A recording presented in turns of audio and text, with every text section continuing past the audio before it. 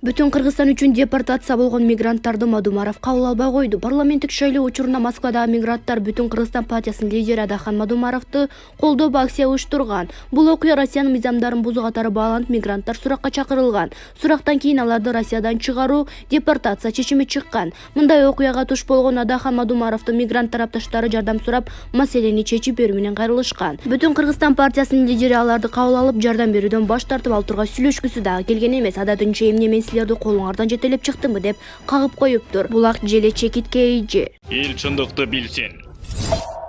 Акаевдин элге анча сезилбеген, бирок бүткүл кыргыз элин арам жолго үндөгөн чакырыгын эсибизден чыгарып такыр эле айтпай келебиз. Бул Заян Кеч президент болуп турган маалында шайлоо учурунда ким акча берсе ала бергиле, а бирок кабинага киргенде каалаганыңарды шайлагыла деген абдыр сөзүн ляп дегизип койгон. Ошол кезде Акаев зор адам экен, ушинтип айтты дешип, аны мактаган чалапайым кемчон тойлорду да көргөнбүз. Союздун малында жерде бейчеки жаткан буюмду алгандан уялып кыя басып өткөн момун эл үчүн президенттин бул сөзү закон чөнөмдүү көрүнүш же болбосо президенттин жаңы чыгарган буйругу катары эле сезилген. Муну ошентип бүткүл кыргыз эли депутаттардын колун караган тилемчилерге айланып калганбыз. Союздан калган фабрика, заводдорду, ишканаларды, мал сарайларга чейин талонго коюп, бийлик кызматындагыларды коррупция жегиштерге, ал эми карапайым элди алардын колун карабаган дубаналарга айлантып коюшту. Душманга да мындай кыянат иш кылбайт болуш керек. Эми болсо бир тыйын жебегем, мүлк тургай, тоок канамда жок, кумтөрдү алдын казылып жаткан азыр угуп жатам. Мен кеткенде бир тыйын карыз жок болчу, чөптөн башка зыяным тийбеген деп эки бетин тултуйтуп өлүмсүрөгөнүн эмне бересиң? Төрүнөн көрүү жакын болуп турса да чын сүйлөп өлбөйт экен да, каргыш ургур деп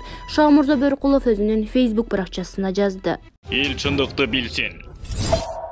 Садыр үйнем 179 миң сом пенсия алган айбанды адам катарына кош. Урматтуу кыргыз элим, урматтуу Садыр үйнем. Эсиңе келеби же жокпу, терең ойлогонго убакыт болгон жок. Айта турган маселем тумшук абири бергендей болуп, көзүм мумачтай ачылып, бар жогун билинбей жазып жатканым. Кудай берген жакынкы күндүн биринде телевизордон биздеги эң чоң пенсия 179 миң сом, аны ким аларын айта албайбыз деп жатпайбы?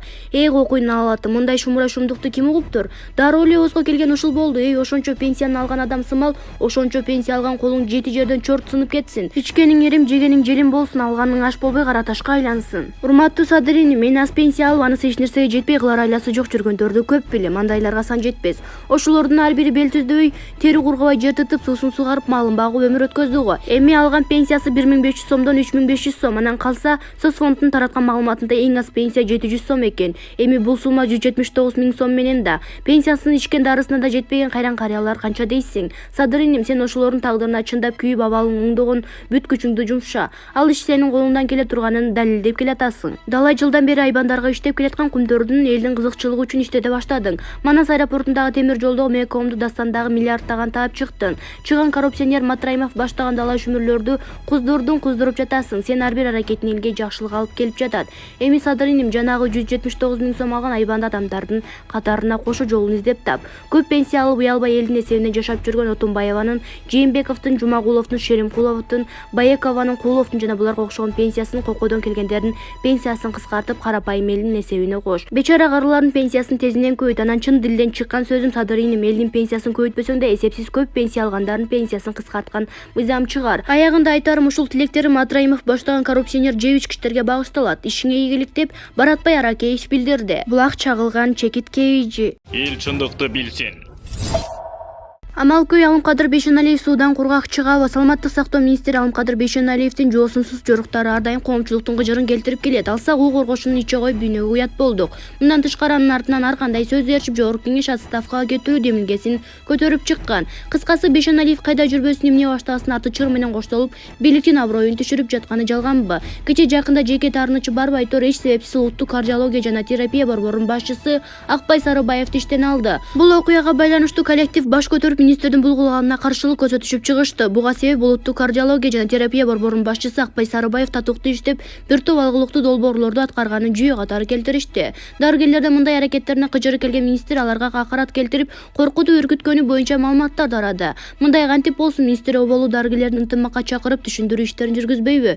Же Бейшеналиев өзүн өзү билип өтүүн төргөлүп алганбы? Бейшеналиев Акбай Сарыбаев эмгек сиңирген дарыгер наамын мыйзамсыз алганын, министрлик сунуштама бербей, ал өкмөттүн сунуштамасы менен алып алганын менен балп этти. Бейшеналиев ойдон сүйлөбөй, аңдып сүйлөбөйбү? Алсак бүгүнкү күндө мамлекет башчысы да, өкмөт башчысы да президент. Алым кадыр Бейшеналиевдин мээси жайындабы деги болбосо мынтип айтардан мурда ойлонбойбу? Президенттин агыротуна таш ыргытпай, артынан канчалык сөз ээрчибесин Амалкөй Алым кадыр суудан кургак чыгып кеткенге маш. Андыктан президент Бейшеналиевке окшогон чала сабат министрлердин арылып бир силкине албаса абал чатак. Булак чындык медиа. Эл чындыкты билсин.